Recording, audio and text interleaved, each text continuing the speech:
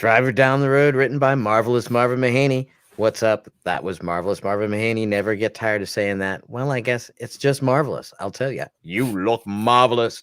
We shot some really cool footage of Roger Wilson and the Two Timers as part of the new documentary we're working on. More information to come. So hit Marvin up on IG or Facebook, Marvelous Marvin Mahaney. Just remember Triple M. Hello and welcome to the Weekly Read. I am Sean Reed. Don't forget to like, subscribe, and comment. There are new videos on the craft, business, and the art of indie movie making right here on the Jay Horton YouTube channel. I call him Jason. What's up, Jason? I'm trying to every time that comes in, I'm trying to move in physically. Never works. Anyway, trying to be cute. You're going. I'm doing good. You're coming in at warp speed. Right. So you've got a really big live show coming up this Wednesday. On any hints on the big announcement is? Can we get a really good scoop on the scoop here on the Weekly Read? So yeah, I am going to be doing a live stream next Wednesday, 2 p.m. Eastern, with the CEO of Film Hub, and he is going to be making a big announcement. And I cannot say what it is or what it's about. They're actually announcing it in the trades, I believe, like that afternoon. Our show will be the first one that actually has. So we are getting an so the Jay Horton channel on YouTube is getting an exclusive right here. You'll be able to hear from the CEO of Film Hub about a really big announcement. So that's that variety. So that's Wednesday, December 15th at 2 p.m. Eastern. It would be the first to hear the big announcement on distribution right here on the Jay Horton YouTube channel. Yep, and he'll be taking live questions as well. And he will be taking live questions. So there you go. So today we are looking at how to make movies that matter. When we look around today, there are so many issues that it can become confusing and disheartening to many. Making a project that illuminates, discusses, or in some way talks about or deals with the most important topics of the day can be fulfilling no matter how big or small. From Black Lives Matter to animal rights, climate change, transgender rights, abortion, rape, drug addiction, domestic abuse, domestic violence, the list never really ends. Jason, what are some of the topics you're looking at or some of the movies that you've made about? This is something that's really been on my mind a lot lately. Especially as I get older, making stuff that has some kind of relevance beyond just entertainment. And in the documentary filmmaking, which I've been immersed in the last couple of years, honestly, that's about the easiest genre to do that in. So I've made documentaries about dog rescues, and I've made documentaries about women in sports, and the medical uses of cannabis and stuff like that. And so that has really opened my eyes to making a movie not just to profit, not just to express myself artistically, but to also make a difference, or provide information to people that they need or want. Yeah, I think it's certainly when you're more tied to something. Mine was kind of like a 13th step, which you're really never supposed to do with redemption, in terms of this is why I've decided to get sober, because I was crazy. Something like that, and to illuminate the fact that, mental issues and drug addiction can strike, just about any place and anywhere at any time. It tends to have more message or have more weight, and you tend to have more lives with those projects, which is something that we'll get to more as we go through the list. But stories about these things that matter can make a difference and have a dedicated audience, especially like Jason just said, in the documentary world, many subjects have dedicated audience members already. And so there we go. And of course, those watching live, hey, feel free to ask questions about what we're talking about on and off topic. So of course, just like with any case, we need to start with a good story. That can be easier said than done. But they're truly important to entertain an audience and then engage them and further with a particular group, issue, or topic. By presenting a compelling story with relatable characters, a bond is created that compels the audience member to engage in an issue and the world around them. Whether it's understanding drug addiction better and addressing family issues, or simply recycling. Jason, what do you think about this topic, and where do you stand there? Yeah, I think that's all really important, and I think that you can accomplish these things, without getting on a soapbox and, like, being preachy and, creating an after school special. Like, for example, Redemption's a very good example of that. Like, there's a lot of stuff in there that can help people, to understand they're not alone in their, addictions and anxieties and, some mental health issues. Hmm. But at no point in that movie is anybody saying, hey, this is how I deal with my mental health, anxiety, and health issues. So it's still a matter of creating, an entertaining story, and a well-made movie first, and then you have these things in there thematically. Absolutely. So crafting it in a way that gives you the ability to tell a good story, but to actually get your point across. Uh, it's not just dramas and documentaries that can Mm. explore serious issues, even addressing them in comedies, horror, science fiction, animation, and of course, YouTube, that has proven that the more specific we are as storytellers, the more likely we are to find an audience. A sitcom like Scrubs is noted by many medical associations for its accuracy in the medical field, being so accurate that people could actually learn things about it, and that many people decided to become doctors from that show. When so many medical hour dramas exist, how is that possible? Maybe because creator Bill Lawrence, I believe, was college roommates with what they call the real JD, and they agreed to make it as real as possible. Or in adult animation, something like F is for Family, that's totally taking an edge and looking at anger and how it can traumatize a family and the people around you. And of course, as my film, Redemption, took a look at drug addiction in Hollywood, which is a pretty common thing. Jason, do you have favorites or a form in or something from your library? Of course, you got a lot of those cannabis advocacy ones there.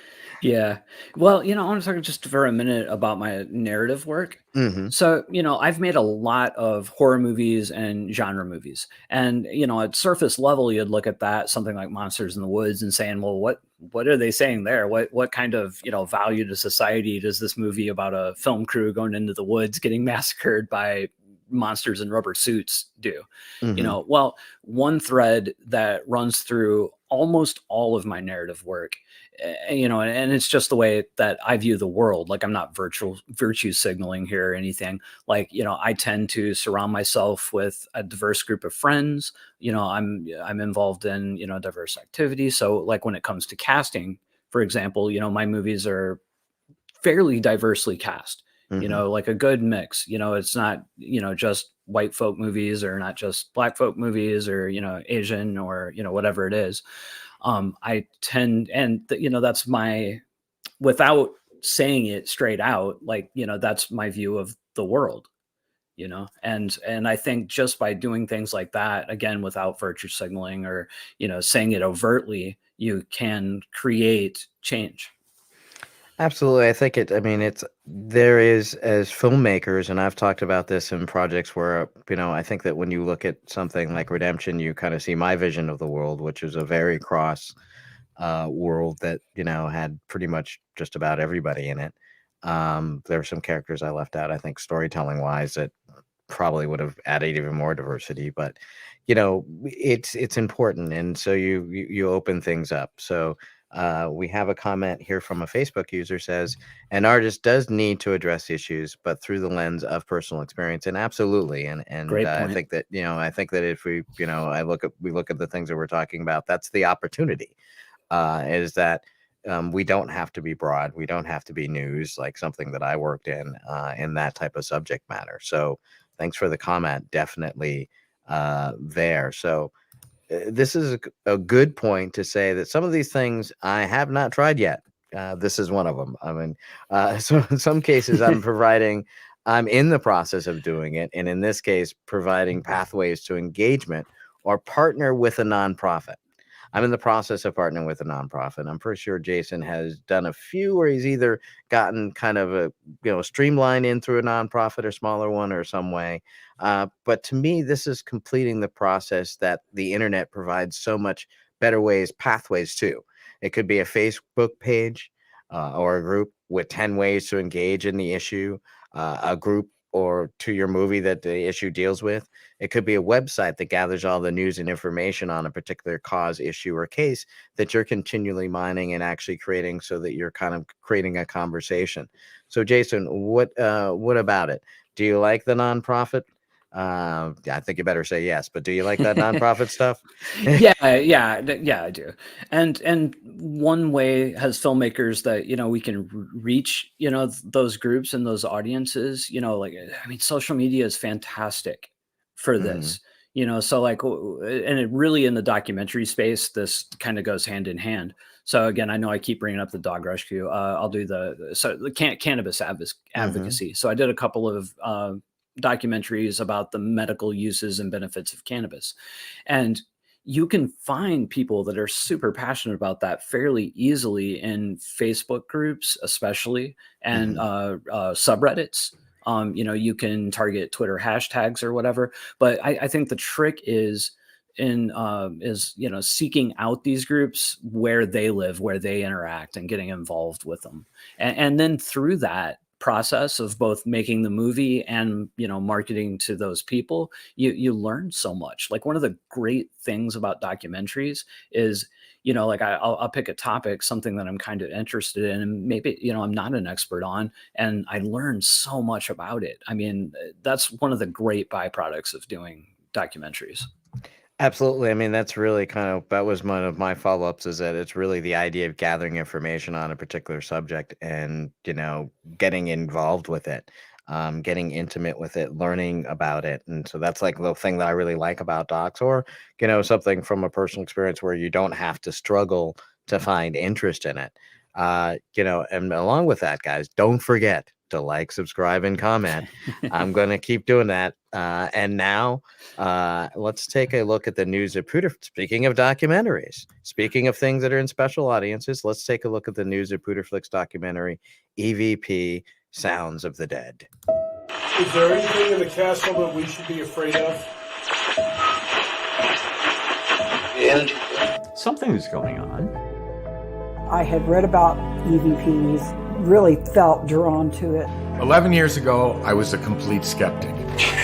There's enough compelling evidence out there that we should be taking this seriously. I lay down in here.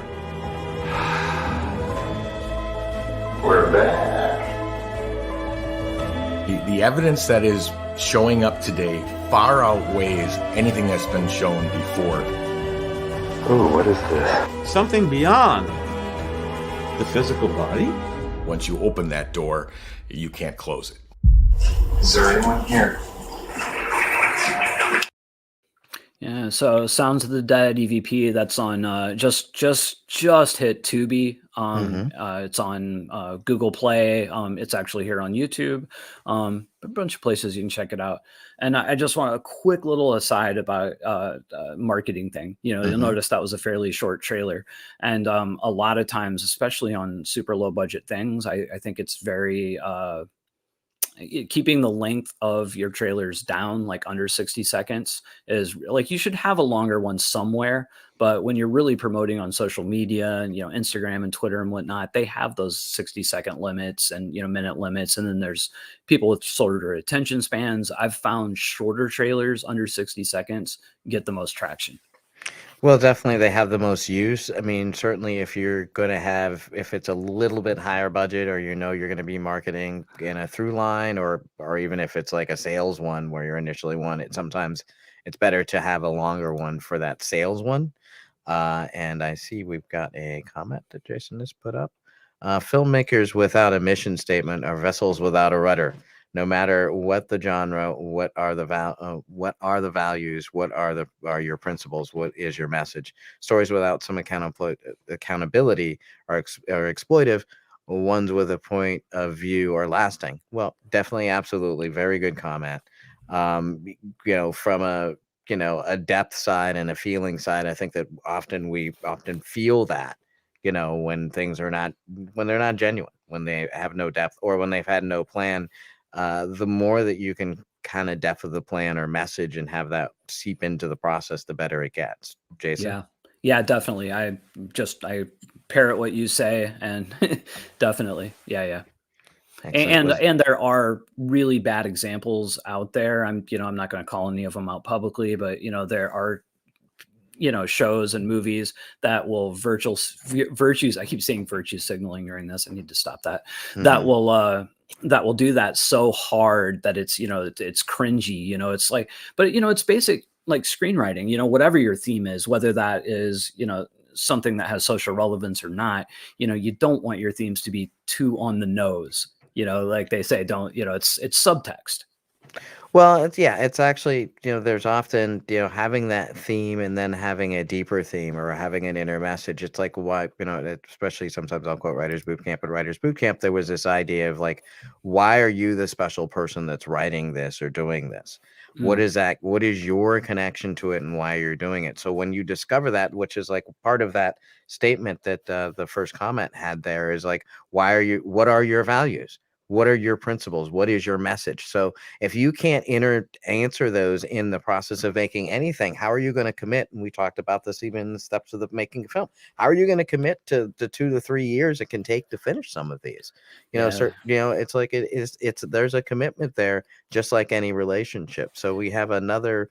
Right before that, I had I'm sorry, I wanted to piggyback on that. Yes. Because I talked a lot about casting diversely. However, if you are a white male and you surround yourself predominantly with white males and that is your tribe, that is what you know about, that is what you're talking about, then make those movies. Don't insert diversity to just to check off a box. Like when I'm saying I do it, it's because I do, and honestly, I'm not just saying it, like I live it.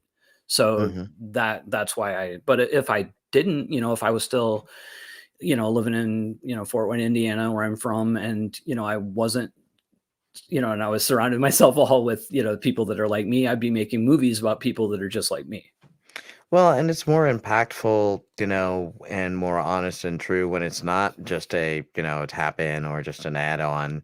I always felt that there was, interested in that character in the John Hughes film that, you'd see that one black guy going down the hall, it's like, I wonder what that story is.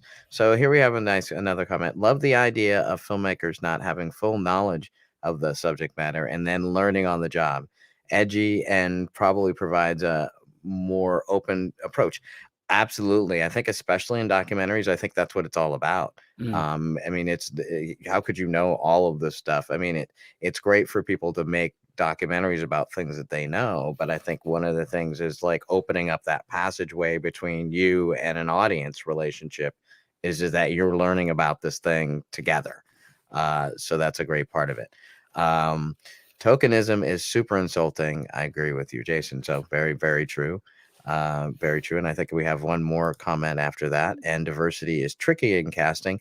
It can be tricky in casting if diversity is tricky to you, I guess. Diversity is not really tricky for me. I don't ask me why, but it really isn't. I think it comes down to kind of what I was saying before. Yeah, absolutely. Like if it is not authentic to you, then don't do it just to check off a checkbox. I'm not saying every single movie needs to be diverse, because there are stories that are about, a specific group of people in a specific group of time. I mean, look at John Carpenter's The Thing. It's one of the great horror movies ever made. It's one of my favorite movies. It is all dudes. It's all white dudes. It's all, No, there's you're missing. Oh, except for Childs. Oh my God! Come on, Childs is a key child. Oh That's who lives. You know what, guys? The only person that lives is Childs and Kurt Russell. How could I forget? Right? All right. Okay. Yeah, bad example. Bad example. Another one. Guys, forget this last 20 seconds happened, guys.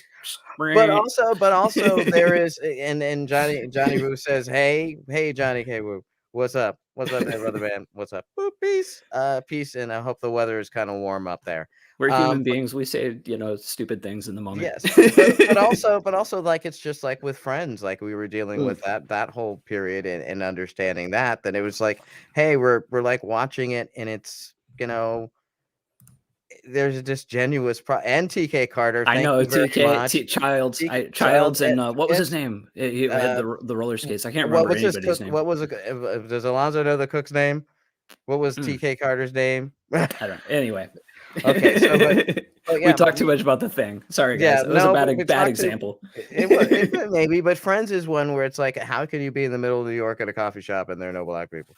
I mean, Right. there are no Latino people. There's no anyway. So moving on to that, uh, we'll get off of that one. Here's something I find interesting and that I kind of taken some stuff into. Find a local business and like-minded operations to partner with. This could be as simple as working at a venue that supports a certain music cause or a local food maker that supports sustainable foods. There won't always be a perfect fit, but the more you explore the subject matter you're dealing with, the more likely you are to find the perfect partner. Place them in your film early and often, and each will help propel you along another and find its audience. Jason? Yeah, especially, and I know I'm talking a lot about documentaries here, but especially with documentaries, this is easier. Mhm. Like for example, so I do dog rescue documentary, and I can contact dog rescues in advance, and find ones that are interested in sharing their information and helping to promote my thing when it comes out. And in the case of narratives, like I know a independent filmmaker that did a comedy movie, and it was about tap dancing. And like a year in advance, like this guy went and just started contacting dance studios across the country and Canada, like all over. I think he had like 200 or 300 of them on his list. Mhm. And he would tell them about the movie, and how he was promoting tap dancing and blah blah blah. And each and every, not each and every one, but a good number of those not only pre-purchased DVDs, but also help to promote the movie. Well, absolutely. I mean, even if you're doing, I mean, especially certain types of things, if you're doing church-related things, you can always mark to, especially through black churches. It's a really good way to market. That's how Tyler Perry is so famous and became so famous doing his plays that were basically church plays that all the church ladies went to. So that was always a good way. So here we go. One way I work in diversity is to make my main character my viewpoint, and then I make that character a different gender, a person of color. And even here, it's a white male speaking as a person of color orientation, and that runs a risk of being out of focus. Well, absolutely. I mean, this is an interesting and very interesting point, and then I would probably, then start to advise. Well, then look for diversity in different ways, because one, you can do diversity and inclusion behind the camera. So maybe your project's going to be, because of your experience and because you who are, and this is a genuine thing, it's going to be all white guys. Okay, it's just going to be that, because that's what it is. But then, it doesn't mean that your crew can't be a diverse crew, so that you're getting different views on it, that you don't bring in a woman to edit, or you don't bring in a black man to shoot, so that you get a different sense of texture and complexity in the project, rather than perhaps just putting a voice on. Because I have to tell you, from that, understanding what you're saying, that would be being someone, my reaction is, being someone who's watched and grew up watching things that were written by that way, it is disingenuous, and it's almost insulting. So it's almost better to not do that and to focus on ways to diversify or be inclusive without puppeting someone who's not of that voice, because that can be even more that can you can be breaking the rules of filmmaking by doing that, because you're alienating your audience, and you probably don't want to do that. And Jason, I jumped on that a little bit, but anyway. Yeah, no, that's fine. I had nothing to add. That was great. Okay. Yeah. I think we by the have way, it was yes. Knowles. Knowles Okay. was the cook. Okay, got Thank it. you, Alonzo. That was Alonzo. Okay. Yeah. And so was there any other comments that we have in the thing? Or are we going Nope, back? no, that was Okay. it. We can move on. Okay. So getting back to, here we go. Hold on. So we're working with that. So did you talk about something, anybody to partner with in an audience, or finding them, or did I get to that comment, or did Yeah, I did. Yeah. Okay. So let's see. Sometimes you get off board. Okay. So get on board with non-traditional marketing. Something a lot of us have been doing. Of course, there's social media: Facebook, IG, Twitter, TikTok, LinkedIn. We're on all of them, I think, right now. And it's easy enough to create, and it's easy enough to say create viral videos. Don't all of us wish we could be like, yes, I'm the #1 viral video creator on the internet. If I could find that guy and find his videos, that's what I'd be working with. But one of the ways and one of the paths to being able to do that is being associated with and creating a bigger, as YouTube talks about, co-opting some audience. Mm. When you're co-opting some audience, when you're figuring out this is, like with RYHMECOLOGY, where we know he's got we've named the project after who he is and what his company and basically what his business is, so that we had some benefit to that and the work that he's already done as a social worker, working in the community, creating games for the community and doing education to branch those things across. So we tried to connect those types of things so that can be easy to do it. And, and you can create interactivity. You can use technology to get people to donate to a cause or sign a petition as easily as crowdfunding. So like if you're working on a case, like you're following a case of someone who's been convicted, or if, you're researching an old case, like we're working on the Atlanta Ripper. That's like where it's something that wasn't covered as much as some other cases at the time. So collecting that data can be of value to the public. So doing things like that are also, things that you can do to kind of branch that together. Jason, what do you think about that? Yeah, for sure. And another thing you can do, it doesn't always have to be, a person.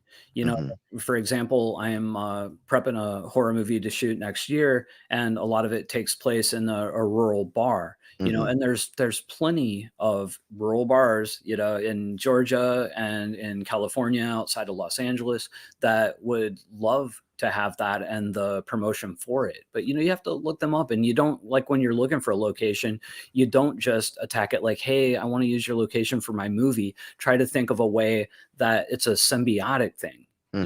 It's like, hey, I'd like to pay you to use your location for my movie, and this is what it's going to do, for you, or this is how I'm going to feature it, or whatever it is. And then, again, when you're going back to kind of what we were saying with the documentaries before, I would contact these dog rescues, Hmm. and I'm doing this dog rescue documentary to raise awareness for the need of dog rescues for volunteers and donations and stuff like that. And I'm happy to give your particular rescue a shout out and this and that. And I got some stuff from them. Yeah, no, it's definitely a good thing. And look, I think we have another comment down here from a Facebook user. So what do we got here? One guy drove around showing his film at colleges and donated more to local charities. So many people supported him. He sold the film to Netflix. Yeah, absolutely. That's one of the things. I mean, even I think as easy as not easy, but I believe that was it Spike Lee's first movie? It was about barbershops and schools, and he did a tour around with that. School days. It's not School Days. It was an earlier film that Oh, was oh, called oh! The I know you're like, Barbershop. yeah, That yeah. was I know what he you're talking about. promoted it through barbershops because people would want to see it through the barbershops. But yeah, that's actually a really good one. And then just like you had said earlier, like finding associations through groups like tap dancing studios, or if you're doing a tap dance relating thing, or finding those different types of things. Some of these can be more difficult, and it depends on what you're doing. I think a key to one of all the marketing has to be getting the most out of your resources you're creating, using good funnels and making sure that you link everything together, and finding that will give you a more benefit. Something that I believe we should be trying to do with any story is to develop a long-term relationship with the audience. It's really important to recognize that the relationship and the audience member has a piece of material does not end at reading, watching, or listening to it. Articles, books, movies, TV series, webcasts, concerts, through sites like Patreon or Buy Me a Cup of Coffee, audiences can support a particular filmmaker or media maker or cause on a continuous basis for specific material, and to keep that going. Now, Jason, I know you have a Patreon. How does that work for you? Well, for me, the way I do my Patreon, as opposed to hey, come and give me money. Mhm. I try to provide like a specific value to the people that donate to my Patreon, and because of my background in filmmaking, I kind of target filmmakers, and I'm like, you'll get information about marketing that maybe I'm not sharing here on YouTube, or distribution, or a lot of filmmakers are looking to build up their resumes, so I offer some opportunities for associate, co-producer, and executive producer credits there. And it's not just a pay for play or a pay for credit. Like, I actually on the Patreon, on secret links for those producers, I put up progressive cuts of the movies, get input from them if they choose to. Now, if somebody just wants to pay and get the credit, whatever, that's fine. But for the most part, I try to make it an interactive process and try to get legitimate, try to give them the opportunity to have legitimate input into the movies and their marketing. Now, of course, at the end of the day, it's all, my call, but I definitely listen, and I have made changes to movies based on feedback from those producers.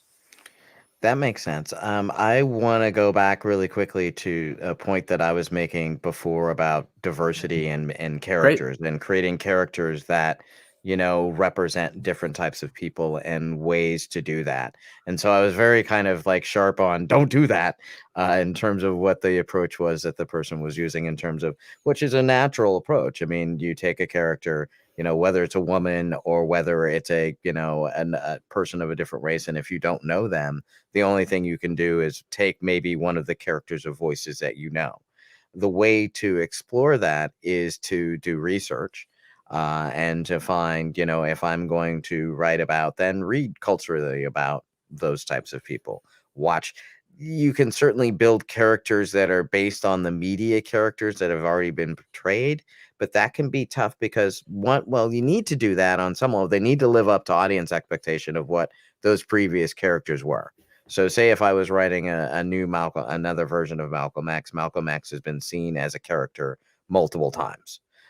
So that audience expectation or that knowledge of Malcolm X has been built up, where Muhammad Ali has been multiple times. So, but Elijah Muhammad, who is the lead of, who is the head of, and one of considered almost the secondary founder of the Nation of Islam, has only appeared as a character in those, so that you have more breadth of understanding of creating a character that you may not have seen before, but does reflect what was done before. And so you're able to research that. Now, obviously, if you're just trying to do an average person, maybe you're reading news articles, you're researching if they're coming from a specific type of background or a specific time or place. But hopefully you're finding a way not to just create them by laying down what you think that they would say rather than trying to experience them. And I think as writers, especially, and as producers and directors, we're really trying to create, yes, our point of view of something, but also trying to be as inclusive as possible as artists and as representative. Not necessarily, I'm not trying to necessarily, it's not necessarily the truth. It's not my job to make, unless we're making a documentary. And I'm trying to create that. But if I'm making a narrative, I don't necessarily have to make the truth. I just have to make it entertaining. If I'm making a documentary, I want to make you the truth and I have to make it entertaining. Two different things. Yeah. And I think you made a really good point too about including both, real world research and, research from, our existing media. Because like the danger with doing, just existing media and, ignoring that real world research is you're just going to be perpetuating, the general stereotypes that have been going on forever, like, especially if you're watching stuff that maybe wasn't, written or directed by that particular group. Well, it can be obvious sometimes when a movie is made by someone or written by somebody who really has only really watched just movies, because it becomes apparent that you can start to piece together all of those different things. So I think that we have a quote from one of my absolute favorite authors who's from my actual home state of Ohio. Vonnegut said, "You must be a sadist and you're with your characters, a bold statement, but there is truth in this." Absolutely. You also must be a sadist with your, and you've got to be an executioner with your entire story. You've got to be willing to kill your favorite part of your story. You got to be willing to torture your favorite character or your lead character. You have to be able to challenge them and put them through something. People don't want to watch, nothing happening. It's not very interesting. I could say for sure in regards to that, and especially in some of my early work, and even in first drafts of screenplays, I tend to kind of fall back on this. Like you want to get from point A to point B, And, you know, the easiest way is a straight line, right? Mm-hmm. But it's not the most interesting way, you know? So like sometimes in my, you know, early drafts and some of my early scripts, you know, things happen a little bit too easy. You know, like the character accomplishes their goal too easy, or they get what they want too easy, or to, you know, the most obvious way. Like they like, you don't want to take the easy way out when you're writing with anything. You know, you have a problem, steps taken to solve that problem and a solution, and you don't ever want those steps to be the most obvious ones, unless you're doing that to subvert expectation. And, you know, maybe that's why that step didn't work or whatever. Well, yeah, if you're misleading or you're working with a MacGuffin, there's like a few techniques that would make something that's not important just for the moment. A MacGuffin being a good one. Let's see, from the frugal filmmaker. How do you feel about genre movies with a message versus straight viscera in genre films? Jason, I think you got on that one first. You breathed. You're like, I'm ready for this one. Yeah. So here's the thing. Every movie, I don't care what it is, you have a theme. You are saying something by making that. Even if it's not conscious, you are saying something. Movies have had themes and had political underpinnings since forever, like all of them. Now, I think if you're overtly creating a message movie in genre and your subtext is too obvious, that's when it becomes cringy. But to have that, but you absolutely should, like, you should be saying something with your movie. Why, or else why are you making a movie? Yeah, I mean, you have to have, you know, because those themes and those things, you know, in the subtext of what you're saying, which can be multiple things built upon a layer, and then built in with why you're saying it or what you're trying to say ultimately from that. I mean, even the Dirty Harry movies were trying to say something about our society. So, I mean, especially with with heavy duty genre films on certain levels, the more that they're saying something about it, the more you can justify what you're doing. Right. Or not be justifying what you're doing, which is saying something too. So it's the more or less. I mean, if you look at the intention or how something is shot, that can change things. It's always very obvious that Martin Scorsese is not a big violence guy. That he's not trying to show De Palma's much more, indulged in violence and gore and those things than, Martin Scorsese, who, you can still remember how Sonny beats up, what's her name's wife, husband, when he gets out of the car, because you can't see it. But you remember him picking up the thing and throwing on, and he's kicking at him, and he's beating his ass, but you never see anything. Right. So it just has this ability to transfer. You were good. Yeah. Yes, sir. Yeah. And don't get me wrong. Mm-hmm. Like, I love just a good time. Just go see a movie and have a good time. As a viewer, I love it. And even as a filmmaker, I like to create movies that do that. Like, the main intention is just to have a good time. But that said, being a empathetic individual, being somebody that does care about things, there's no way for me, even if it's unconsciously, to not insert those things into my movie.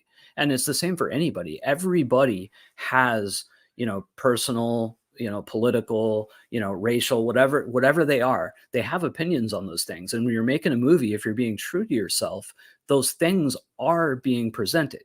I don't know. Whether you intend them to be or not. Are you sure? Because I don't know. Michael Bay, are you sure? Yes, definitely. Because what is he saying? I'm joking. My opinion on Michael Bay is he's kind of a sociopath, and I think his movies get across that point. But that what I'm saying, they get across his worldview. Which is very, it's jingoistic and, anyway, I don't want to get on a Michael Bay rant. I actually do really, really like Bad Boys and Bad Boys 2. So, well, I think I like them all. I like them, several of them. I definitely don't like Pearl Harbor though.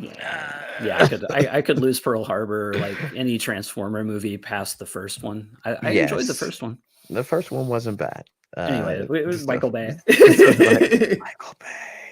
But Don't. yeah, like he's not setting out to make message movies, but his view of the world is presented in those movies. Oh, absolutely. Without, I mean, because you just, like you said, there's, if it's whatever it is, it's going to transfer on some level. It may not be completely obvious. And if you look at someone like Chaplin, how he evolved, doing comedy that felt like a lot of other people's comedy too, that towards the end of his career, making a highlight, predicting World War II, and understanding the rise of Hitler and seeing the danger of that, and putting that out in his message. I mean, that you can't be much more, prophetic and in putting for a message, and then finding the comedy in it. Making a comedy about Hitler while Hitler's doing his thing, and you tell me you can't. And I had somebody tell me I can't make a plantation comedy. Are you kidding me? And they've made a comedy. They've made a beautiful, what is it? A Beautiful Life. That's basically a comedy about the being in a camp, a prisoner camp, right? And so I think that we could have a very good comedy about, we're working on it. We keep working on it. Do we have more comments? We got a comment. Let's see. Let's pull that one up here. Yeah, it's a big one. All right, let's see if I can get through it. So we got to do it in two parts, eh? Profit softens the impact of the artist. Success is the most corrupting component. It takes you out of being with the people and makes your perspective ever more distant and condescending. I think this is something that, yes, can happen, and has happened to some people. I think some people, it's given them, one of my favorite individuals would be Keanu Reeves, someone who I've had the pleasure of met and to know, who walks more of that everyman life. In general, you hear anything about him, he, tends to not spend a lot of money on anything. He's had a very difficult life, but it's really not about that. It's about doing good things. So it's about how you take it. And just like many, many, many extremely rich families take their entire life's missions to give away that money and to be of public service, and to do certain things, and many who don't make it their life's missions to get more money. So, I mean, you can have, whatever those things are, they could, yes, everything can corrupt. And as my grandma said, too much of anything can kill you, and that includes sugar. Right. And I don't even I think maybe corrupting is the wrong word. Whatever your life circumstances are, or if your life circumstances change, it does change your perspective, whether that's economic or social or societal. If you move from the US to Europe, within 5 years your politics are going to be different. Like things do your environment does affect how you feel and interact with the world. Well, absolutely. So if you have if you have success and you have more, money or whatever, it is going to affect how you think of things. Not necessarily in a bad way. It just depends. Yeah, I mean, it's just what's in it, and it really does, I guess, ultimately depend on the person, So, I mean, there are examples of any of these things. I think we can look at them in good and bad and judge them. But certainly, I'd rather be the Russian farmer and let them be whatever they will be. Let's see. Can we talk about Shudder? What do we know about it?